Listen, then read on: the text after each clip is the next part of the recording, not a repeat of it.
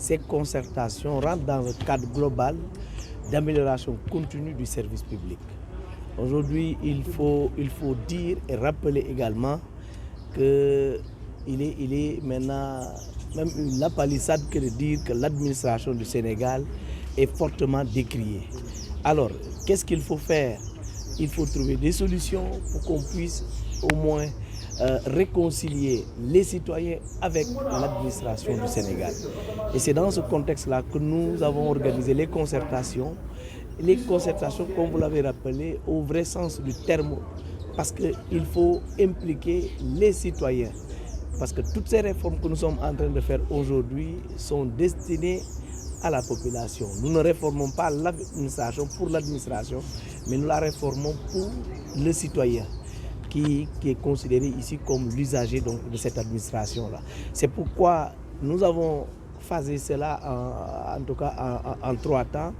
Il y a les concertations régionales où nous sommes allés vers les citoyens, recueillir leur avis, les entendre, leur permettre donc également de donner leur ressenti, leur opinion sur cette administration-là et les solutions qu'ils envisagent. Nous avons également pensé qu'il faut aussi impliquer nos compatriotes qui sont à l'extérieur à travers une plateforme numérique. Eux également, ils ont leur mot à dire sur cette administration, puisque aussi quand on est de l'autre côté, on voudrait bien voir notre pays cité en référence et on leur permet donc de nous faire ces retours aussi de ce qu'ils voient de l'autre côté et nous les remonter pour que nous puissions, en tout cas dans le cadre donc, de la prise en charge des bonnes pratiques, prendre en charge donc leur avis. Et justement donc impliquer les autres autorités de l'administration pour qu'on puisse discuter. C'est la 3e phase, donc la phase thématique, où les gens aujourd'hui se regroupent. Vraiment la société civile, le secteur privé, les hauts fonctionnaires donc, de l'administration pour partager vraiment sur un certain nombre de thématiques qui aujourd'hui constituent l'ossature de cette administration-là. Donc vraiment, ce qu'il faut dire, c'est que ces concertations-là viennent dans le cadre global donc, de constitution de ce paquet de réformes que nous voudrions avoir pour une administration beaucoup plus efficace. Il faut pas aussi que nous voilions la face. C'est pourquoi je l'ai dit tout au début, que nous avons pensé qu'il faut donner la parole aux citoyens pour leur permettre donc de dire ce qu'ils voient, de nous dire vraiment ce qu'ils ressentent de cette administration sénégalaise-là. Donc nous n'avons pas besoin, parce que quand on veut réformer, il faut nommer les mots. Et vraiment, nous avons eu en tout cas l'opportunité d'entendre les citoyens sénégalais nous dire qu'est-ce qu'ils pensent de cette administration-là. Et comme vous l'avez dit, c'est une administration fortement décriée. C'est des problèmes d'accueil qui se posent, c'est des problèmes de corruption. Il y a beaucoup de maux de cette administration-là.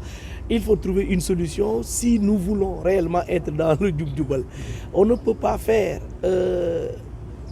vraiment rencontrer ce changement tant voulu par le président de la République et ne pas accepter donc de nous réformer. L'administration doit aujourd'hui accepter sa mue et ça je crois que nous sommes en train donc, en tout cas de construire cela et nous pensons qu'à la fin de cet exercice nous aurons notre agenda national de réformes qui vont impacter dans les mois ou dans les années à venir notre administration profondément. Monsieur le ministre, dans cette réforme, on peut s'attendre à des réponses pénales pour au moins des sanctions coercitives concernant ces erreurs.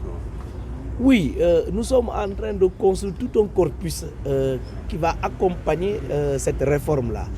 Certes, nous avons des réformes qu'il faut apporter, c'est des procédures qu'il faut revoir, c'est la structuration de l'administration qu'il faut revoir, mais il faut aussi accompagner tout cela avec effectivement un corpus législatif et réglementaire. C'est pourquoi, à cet effet, nous avons conçu un code d'éthique et de déontologie qui va encadrer toutes les procédures donc, de l'administration. Il faudrait que l'agent fonctionnaire, l'agent de l'État, soit obligé donc, de respecter un certain nombre donc, de principes et de valeurs. et cela va être sanctionné à travers donc ce texte qui n'a jamais été pris au niveau du Sénégal. Nous allons nous doter d'un code d'éthique et de déontologie qui va sanctionner effectivement ces pratiques tant décriées. Et monsieur le ministre, les concertations